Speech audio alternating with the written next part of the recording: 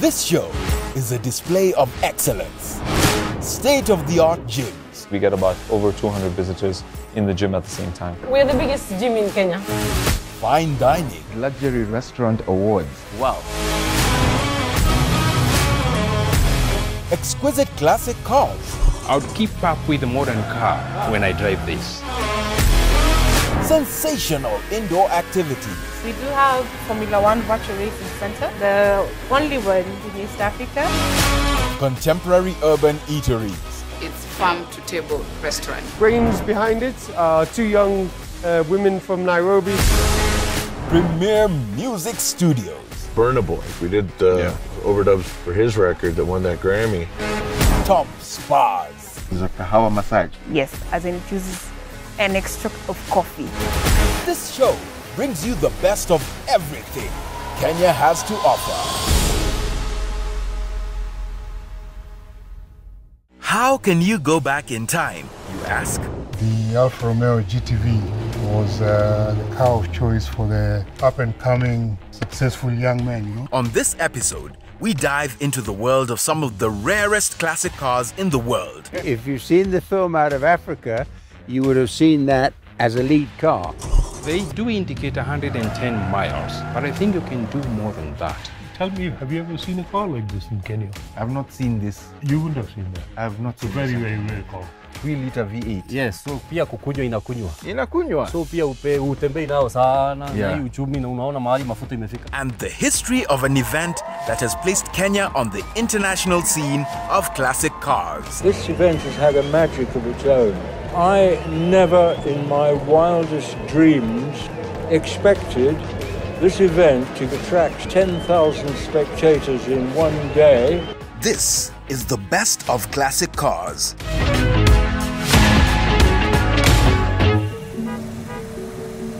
If you look at the photographs of Nairobi, you see masses of cars. And you think, where the heck have all those gone? For me, it's really the delight of restoring them. That's where my passion really is. I see a piece of rusty metal come into what you see there, and I think, wow, my roho goes boom, buddy, boom.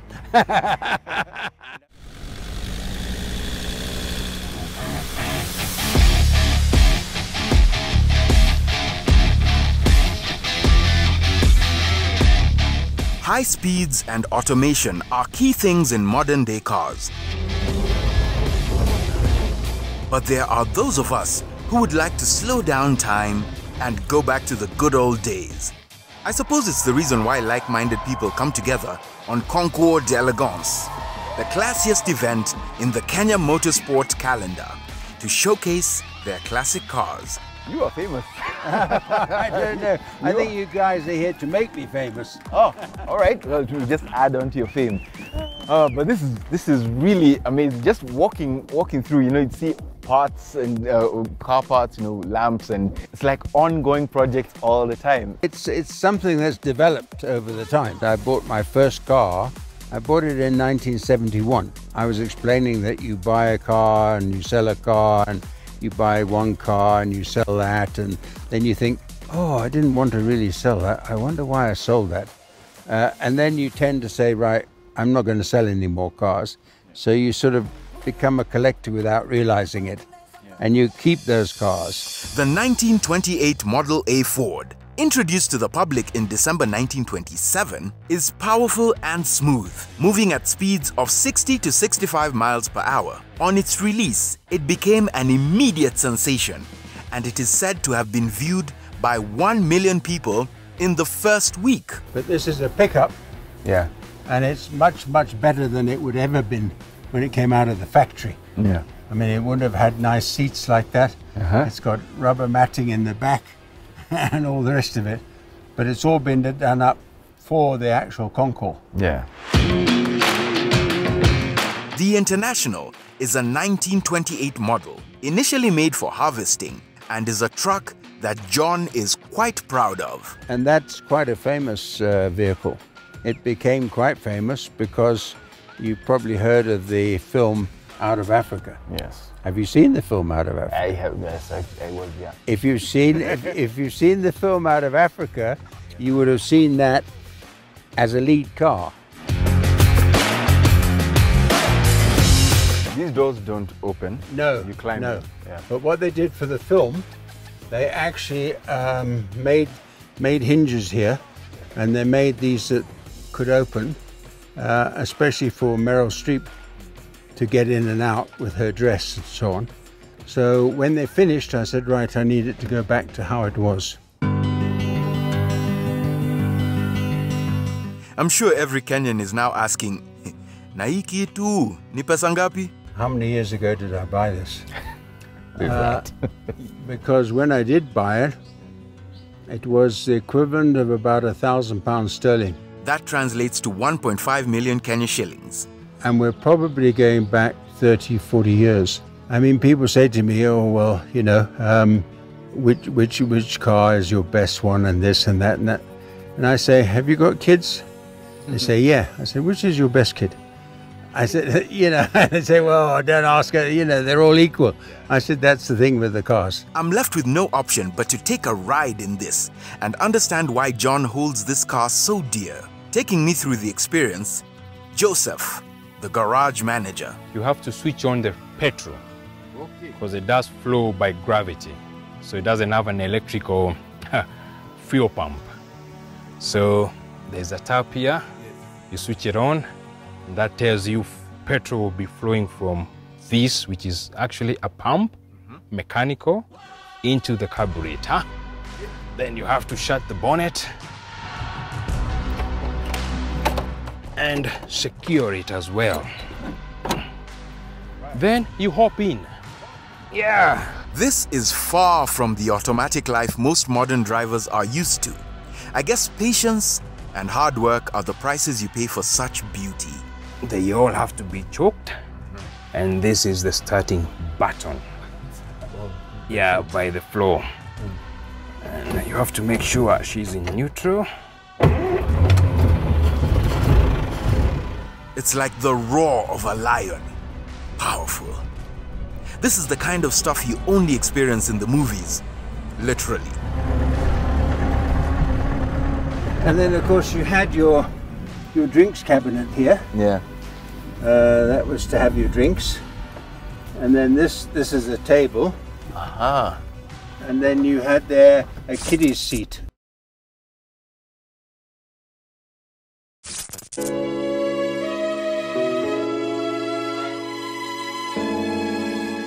Next in line is the Rolls-Royce Sadanka Deville.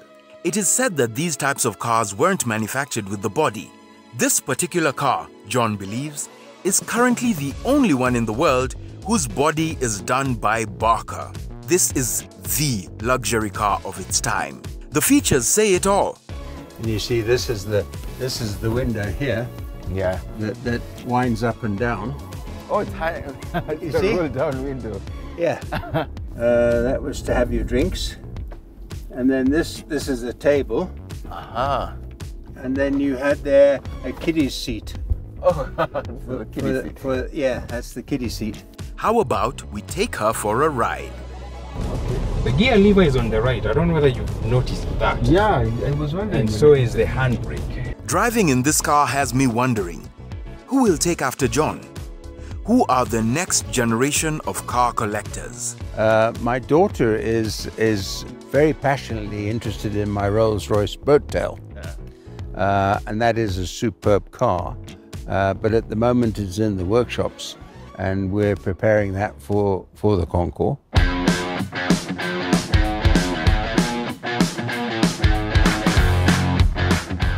Veronica, nice to meet you. So you're the ones taking care of the babies, so to speak. Absolutely. Tell me what you do here and what you're up to right now with this one. Actually, we've been disassembling the engine, starting to put some energy on it, make it ready for what we want, What do you want? Go and compete at the Concours. Hey. We've revealed the secret competitor, but it's okay. Don't look. Yeah, it's not ready. Yeah, you seem to have a special attachment to this particular car. Most definitely. What is the attachment? Well, for me, I think I just fell in love with it when I found it. I think it's mainly the boat tail sort of aspect to it. Makes it so different to all the other cars that my dad has. Yeah. Also being a Rolls-Royce, of course, makes it a bit sort of more elegant. There are some more hidden gems in the garage. Let's take a look. So a lot of these are Fords. So you could say I can afford this car. No? Okay. So enough with the guesswork. Can someone get me an expert in here? So this is a Bentley. Yes, it's a Bentley chassis and Bentley body with a Rolls-Royce engine in it. Oh. Yeah. The story behind this is the original engine blew up. The engine of the Bentley? Exactly. The genuine engine of this car. And the only replacement they could get back then was a Rolls-Royce engine. What's the top speed? I'll keep up with the modern car when I drive this. And that's a fact. That is really cool. Yeah. Do you know the top speed? Well, they do indicate 110 miles. Yeah. But I think you can do more than that.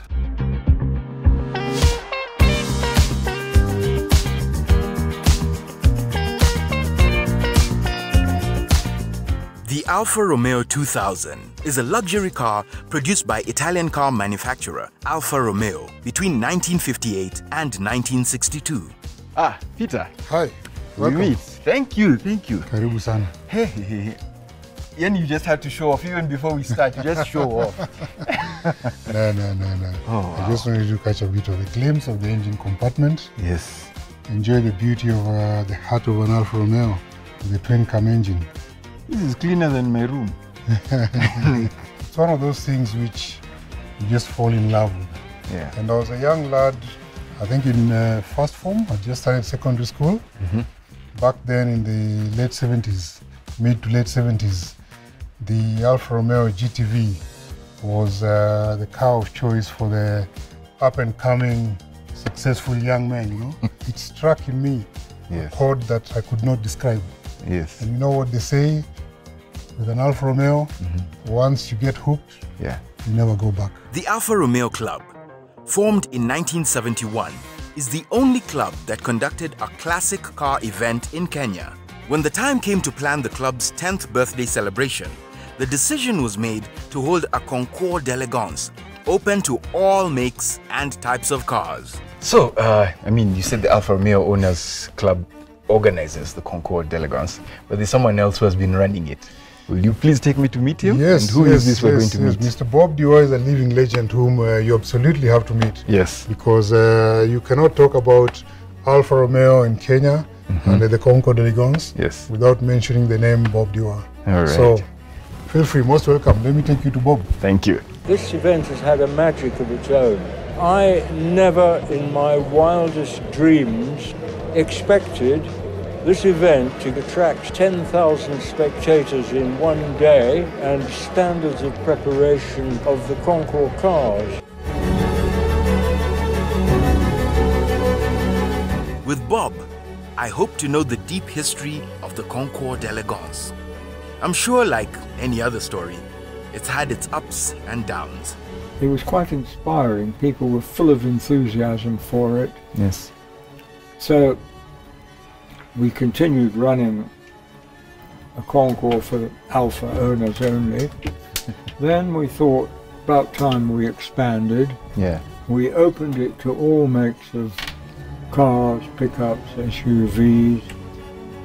Shortly after that we introduced classes for motorcycles. Yes. And the event was held on a racing circuit opposite the tyre factory. That went quite well for 2 or 3 years, and then what was recreation ground was changed. They had a change of user to commercial and industrial. So you couldn't use it anymore. So that was the end of the race course and the end of development of sports grounds and so on. Yeah. The location is roughly where the container depot is, the container terminal. Anyway, we were all dressed up and no party to go to. We did not have a venue. And this was a really terrible blow.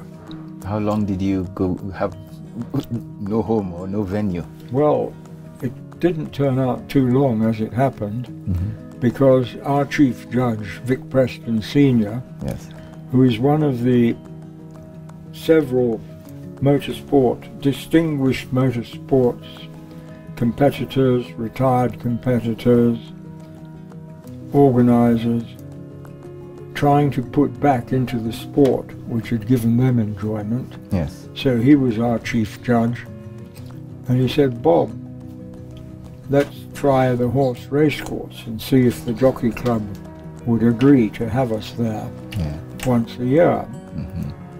I'm very pleased to say they agreed, and there we are. So now, once a year at the Nairobi racecourse, horses give way to horsepower. Hey. And in we go, prepare the grounds, and it's a marvelous setting. It's absolutely ideal. As you can tell, this event is about precision. Every owner making touches to get the keen eye of the judges, as well as the multitudes that gather to experience this. I would love to know how the scores are set. With the grandstands, the area in front of the grandstands for the car judging. Yes. They drive up onto the Total Energies inspection ramp. Judges assess the interior. They drive forward along in front of the racecourse grandstands. Judges, they stop at different positions. The first one is the exterior finish, then interior and boot, engine and engine compartment, and so on. And then they drive back into their parking ground. And by the time they get to their parking ground, the commentator is announcing their score and telling them where they are placed. Yes. This system is totally different from the usual concours d'élégance. It's probably unique in all the world. It may be nobody else does this way.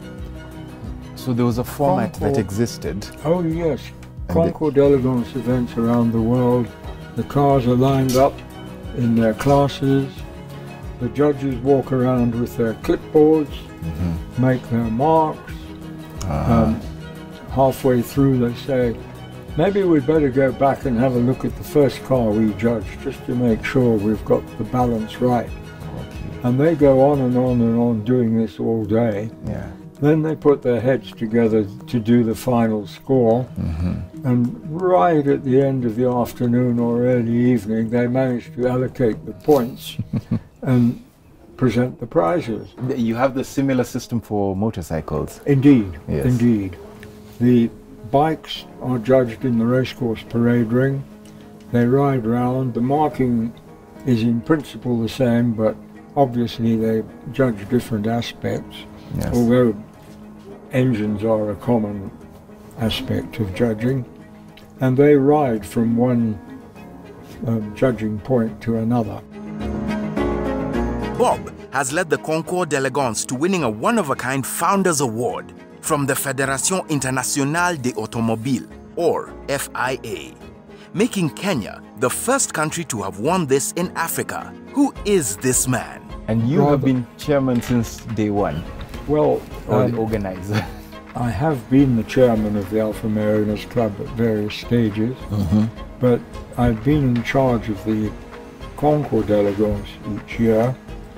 I was very much instrumental in the first one. And the committee said, Bob, please run the Concours next year. Well, next year never stopped. So here I am. 50 years later. Wow. Thank you so much for for taking the time to speak. I look forward to seeing you at the Nairobi Racecourse on September 25th. I will be there. Good. I will be there. Tell me, have you ever seen a car like this in Kenya? I've not seen this. You wouldn't have seen that. I've not It's a seen very, this. very rare car. 3-liter V8. Yes, so pia kukunywa inakunywa. Inakunywa. So pia utembei nao sana, Yeah. na hii uchumi na unaona mahali mafuta imefika.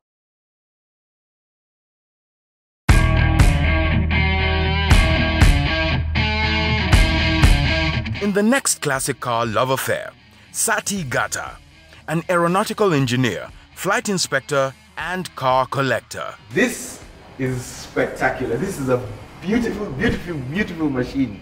Every little thing's been worked on. Yes. You know? Which version is this? Which model of the MG is this? It's a 1947 MGTC. Yes. So how long have you had it? Because I don't think you've had it since for 1944.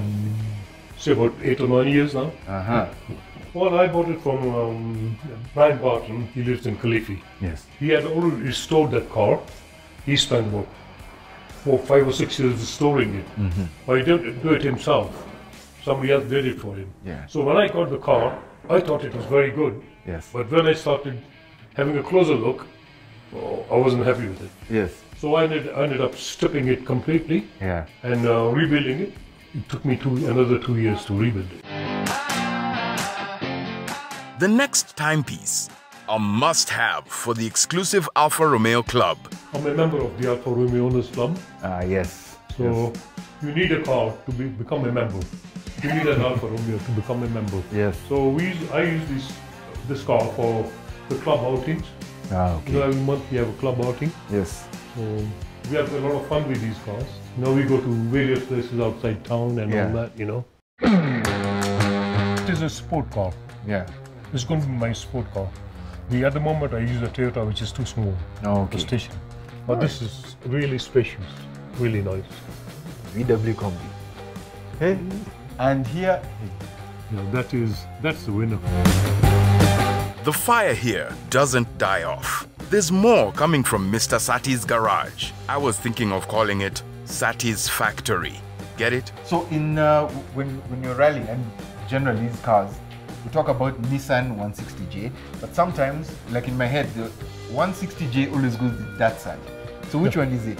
Or is it the same? Datsun 160J or Nissan 160J is the same. It's the same thing. Previously they used to call them Datsuns. Yeah. Then came in, this has got both the badges on it. So it's the same thing? Yeah, same thing. So what is the special appeal of this particular car? The 160J was one of the most successful rally cars in the 70s. Yes. A highlight, the only one of its kind in the whole country. Tell me, have you ever seen a car like this in Kenya? It's a Fiat 124 Sports Coupe. I've not seen this. You wouldn't have seen that. I've not seen this. It's a very, very rare car. I saw one in a movie once. So when you restore these ones, are you going to sell some of them or you just... No, they're not for sale. It's phenomenal. Mitsubishi.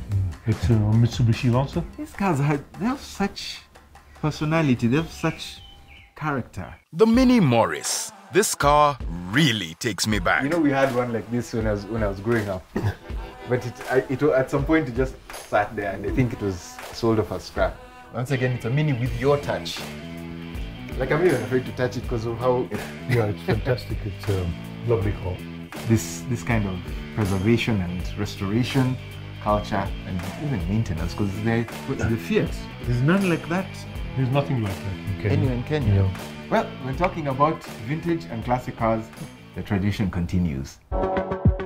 It's not just Bob, John Rowe, and Mr. Sati in this passionate group of car collectors. Hey, my name is Yafesi. Tumaini is my name. You're looking sharp. Asante bwana, unajua ni look, inaitwa look. Tumaini's love story with classic cars is one of several generations. I was born in a mechanical family. My grandfather had this small Fiat Uno. You remember the Fiat Uno that the gear was, it had 3 gears. The gear was on the dashboard. Yes. So it was left there. So we started playing with it. Then one day I was like, this car should start. Yeah. So I went to my grandfather and I asked my grandfather, if I make this car start, are you going to give it to me? Then he was like, sure. It's a VW Combi, 1984. This is newer than the one for Kina Scooby-Doo. Yes, that's a T2. There's a T1, T2, this is a T3. I love driving a comfortable car. Yes. Okay? I love to get into the car because you see when I'm driving, it's you always outside there who is looking at the outside. But the interior for me, it has to stand out. Yes. It has to look really nice. The first thing I've noticed when I enter here, apart from being very comfortable, kuna trophies up. What is going on? I've participated in the concourse for the last 10 years. Okay. And these are some of the trophies I've received and many more. So 2015, 2016, 2017, 2014, 2019, 2014. Yes. This is called a Ford Taunus. Ford Taunus. Taunus. Yes. You can also call it Taunus, but depending on which Geshagi you come from. It's a 3-liter V8 engine. 3-liter V8. Yes, so pia kukunywa inakunywa. Inakunywa. So pia utembei nao sana na uchumi na unaona mahali mafuta imefika. The Mini Morris, it seems, is a favorite for many. This is a 1974. Yes. Mini Morris. 1974 Mini Morris. Yes. Yeah. This is one of the best cars to restore, but most expensive to restore. So the parts are only found in one country, which is the UK. The UK, yes. Mini spares and Huddersfield mini spares. Tumaini has decided to transport us to a different world. Motorbikes. Yeah. This Honda. Wait. Why don't you sit there? I sit here and... I sit. Yeah. Hey, I've been told to sit.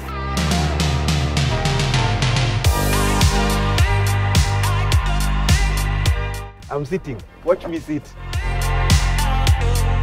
Now, in the biking world, the Harley is the top of the range. This is the top of the range. Yes. And considering now I can't afford to buy a new one, these are vintage that have been restored. Yeah. This has been in the concourse.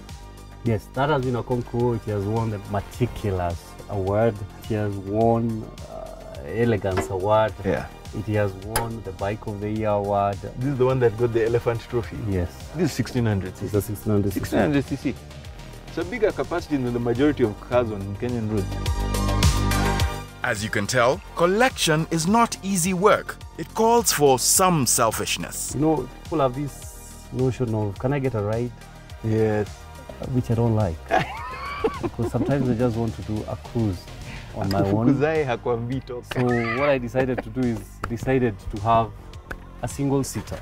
Yeah, you remove. So I cut the seat and modified it to just fit me and me alone. Yes. Yeah, ni bike ya uchoyo. Well, if you want to go back in time, now you know how.